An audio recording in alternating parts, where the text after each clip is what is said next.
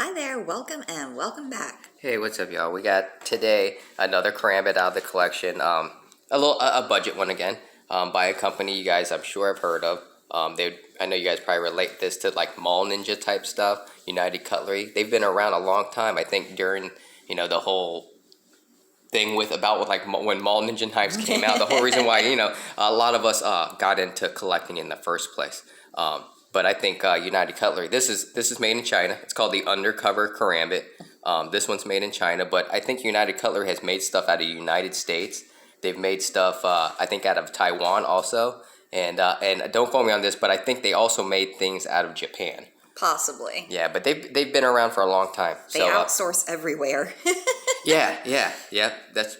There it is. Yeah. So, well, enough about that. Let's go back to the Karambit. Go ahead and why don't you tell us a little something about it? Okay, well, you can get this particular Karambit for around $20 at Knife Center. Its overall length is 6.5 inches. Your blade length is 3 5/16. It's made out of 420 J2 stainless steel with an ABS sheath. It is double edge, and as you can see, it's blacked out. By itself, the knife weighs 4 ounces. With its sheath, it's 5.6 ounces. Wow, excellent. Thank you for that. You're welcome. So, a little closer here.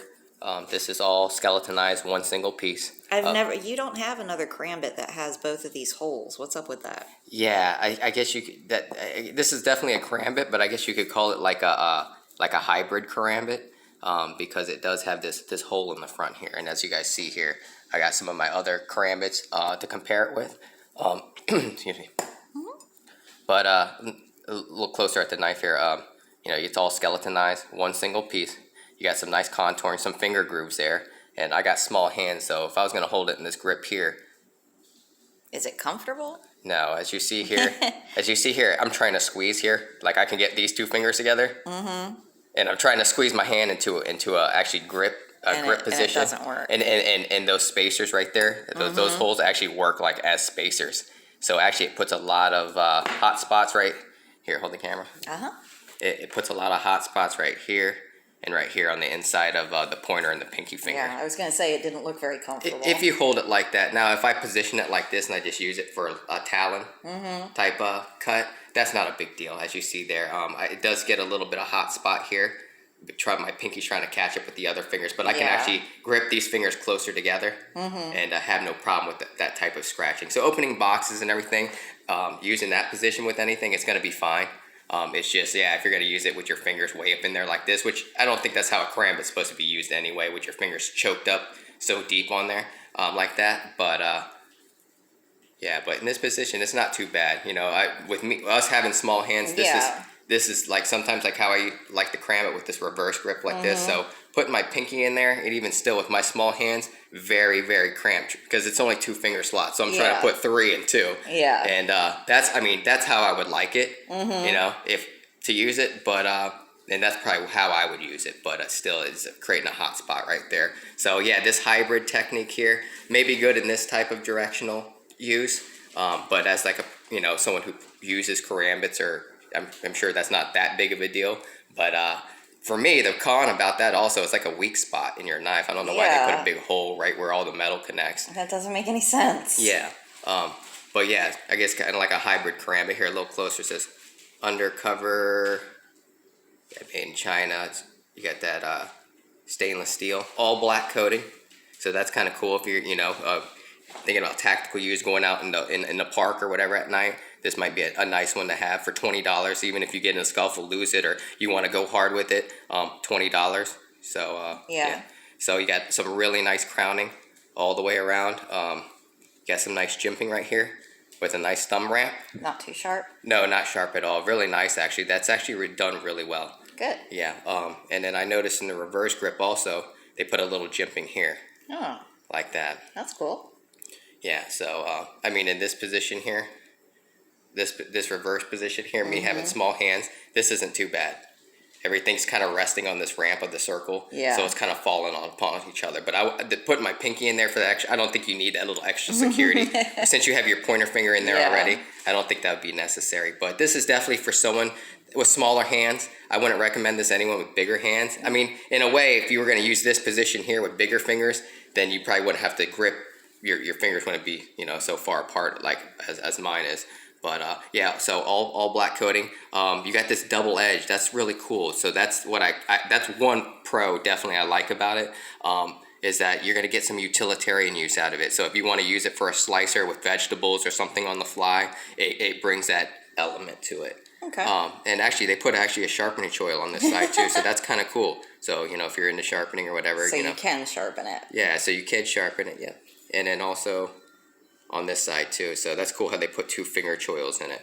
Well, they made it double edged, so they should. So you know, United Cutlery, very thin. You know, very thin, so it's going to hug the body real well. And we'll take a look at the sheath. And if you want to wrap it with paracord, I'm sure you could do that. It'll probably give you even a little bit more comfortability. Even though all the metal here is nice and smooth. Even the inside of these circles are really nice and smooth.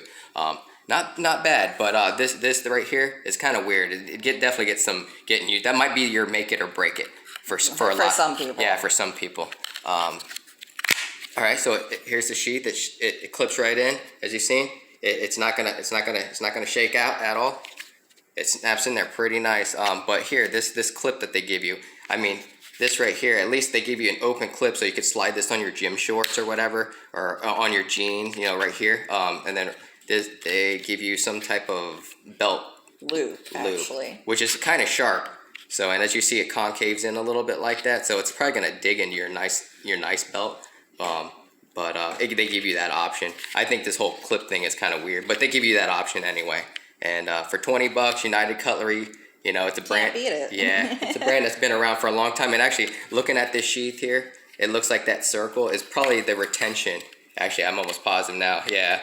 I think that's why it clicks in. So that circle there is going to be like a divot in there, and it actually snaps into that circle. Cool. So that's one reason they put that circle in the front, I guess, as a locking mechanism. So anyone that wants to use it as a neck knife, which it's totally the size you could, but I don't know. I don't know. I think it's a little big for a neck knife. Yeah, a little big for a neck knife. Anyway, let's take it out and do a quick comparison. I don't want to hold you guys up too long, but here we go.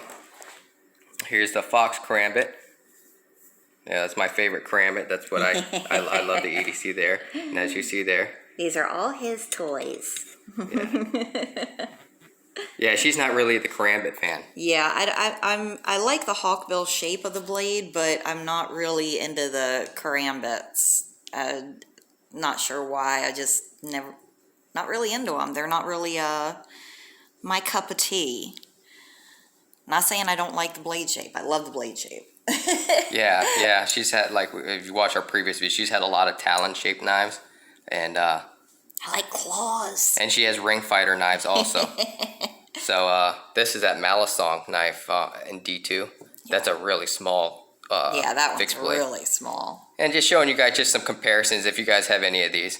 So, you know, that's what you're getting out of it.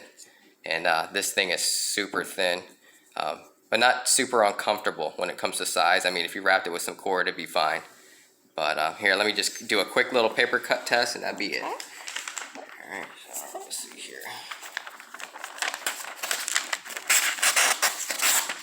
Okay, so this is that 420J2. Yeah, I could probably use the sharpening. Let's try on the reverse.